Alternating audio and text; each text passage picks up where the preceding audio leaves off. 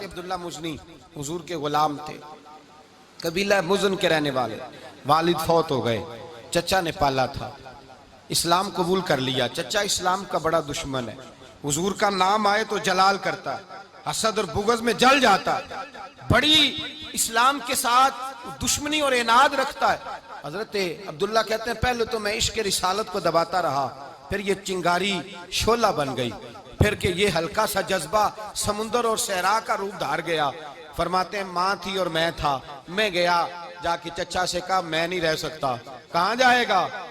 तो मैंने धीमे लहजे में कहा मैं मदीने जाऊंगा, अब मैं रसूलुल्लाह के मदीने जाऊंगा, अब मेरा गुजारा नहीं होता, अब मैं जाऊंगा। कहते हैं चचा कहने लगा अच्छा तू वहां जाएगा, तुझे मैंने पाला, मैंने पोसा, वो मकान मैंने तुझे बना के दिया, तेरी जेब में जो पैसे हैं मेरे दिए हुए हैं। कहते मैंने कहा चचा मैं सारा कुछ सोच के आया हूं, मकान भी तू रख ले, पैसे भी रख ले। कहते उसने हर चीज रखवा ली। जब पलटने लगा तो चचा कहने लगा जो कपड़े तूने पहने हैं ये भी मैंने खरीद के दिए थे।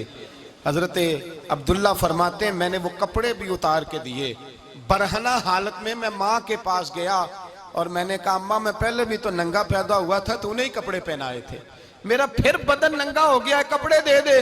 कहते हैं दो बीबियों वाले कपड़े अम्मा ने दिए, एक मैंने तामत बांध ली, दूसरा ओढ़ लिया और मदीने पहुंचा।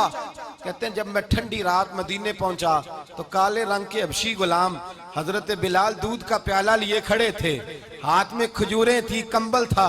कहने लगे आजा आजा, मुस्तफा ने फरमाया था कबीला मुजन से मेरा गुलाम आ रहा है, मैं सारी रात से तेरा इंतजार कर रहा हूँ। हजरत जनाब सैयदना अब्दुल्ला रज़ी अल्लाह तआला अन्हु फरमाते मेरी मुश्किल आसान हुई। फरमाते मुझे मदीने में एजाज मिल गया, मुझे इज्जत मिल गई, हर आदमी मेरी कदर करने लगा। गोया बुजुर्ग कहते हैं कि हजरत अब्दुल्ला दुआ करने लगे कि ए अल्लाह तूने मुझे बड़ी शान दी है मुस्तफ़ा की गोद में, अगर इसी रहमत के छांव में मैं पर्दा कर जाऊं तो मेरी बात बन जाएगी। हजरत अब्दुल्ला का विसाल भी रसूलुल्लाह की गोद में ही हो गया। गोद में ना कोई रिश्तेदार, ना कोई ताल्लुकदार, ना कोई हमसाया अपना, ना कोई चचा, ना कोई मामू, शहर में तनहा असी किसे दे कुछ नहीं जे लगदे ते ना कोई साडा दर्दी। तन्हाई जनाजा उठा तो उठाने वाले कौन है? अबू बकर सिद्दीक, फारूक आजम, उस्मान गनी, मौला अली, हसनैन करीमैन जनाजे में शामिल। मेरे रसूल पाक सल्लल्लाहु अलैहि वसल्लम ने जनाजा पढ़ाया। देखो मुश्किल काटी थी तो आसानी का रंग देखो, आसानी का अंदाज देखो। हजरत सैयदना अबू दरदा रज़ी अल्लाह तआला अन्हु इरशाद फरमाते मदीने में रिवाज था कि जब कब्र में उतारने लगते थे तो करीबी रिश्तेदार उतारा करते थे, पर अब्दुल्ला का तो रिश्तेदार ही कोई नहीं था मदीने में, कौन उतारे? पर मैं जब कब्र में उतरने लगे तो हजरत अबू बकर सिद्दीक और हजरत उमर फारूक उतर गए कि हम कब्र में उतारते हैं। रसूलुल्लाह ने फरमाया तुम बाहर निकलो, तुम क्यों कब्र में गए हो, बाहर आओ। कहते हम बाहर आए तो अल्लाह के रसूल अंदर गए। फरमाया कौन कहता है इसका कोई नहीं, मैं जो मौजूद हूँ। कौन कहता है कोई नहीं? फरमाया रखो मेरे हाथों पे। कहते हैं हुजूर के दस्ते मुबारक पे रखा और बाहर खड़े हम रश्क करने लगे कि वाह अल्लाह तेरा आसानी देने का रंग, आसानी। इसने मुश्किल बर्दाश्त की तो रब ने मुस्तफा के कदमों में आसानियां अता फरमाई। पसे और हुजूर ने कब्र में रखा, नबी पाक ने। इंसान शिकवा करते फिरे कि ये किस तरह है, वो किस तरह, अपने आप को मुतमईन रखा। मेरे भाई याद रखें आजमाइशें तकलीफें आपको बड़ा करने के लिए आती हैं। हम आजमाइश को बुरा जानते हैं, दुख को बुरा जानते हैं। दुख तो बड़े प्यारे होते हैं, ये रोने का सलीका सिखाते हैं, ये अल्लाह को मनाने का तरीका सिखाते हैं, ये मस्जिद में जाने का। वो जो सुखी बंदा है ना, सुखी। मुझे एक साहब कहने लगे दो किस्म के लोग मदीने से आते, मदीना शरीफ पूछने लगे, कहने लगे हजरत जी दो किस्म के बंदे हैं, कुछ वापस जाते हुए तड़प रहे हैं, कुछ तस्वीरें खींच रहे हैं रुखसती के वक्त, फर्क क्या है? तो मैंने कहा वो जो तस्वीरें खींच रहा है वो अमीर आदमी है, उसे पता है कि मैं फिर टिकट ले लूंगा, महीने के बाद फिर आ जाऊंगा।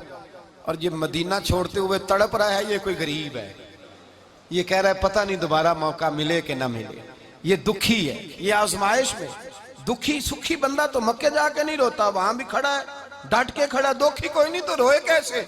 जब आपको अल्लाह मुश्किल देता है तो समझ ले रब आसानी देना चाह रहा है। जब तेज धूप आती है तो समझ ले अल्लाह गर्म हवा गुजार के ठंडी बारिश बरसाना चाह रहा है। और जब चारों तरफ से घुटन हो, पंजाबी में कहते हैं गुम्मा लग जाए, तो फिर सारे बोल के कहते हैं अब जो तूफान आएगा वो सख्त ही आएगा।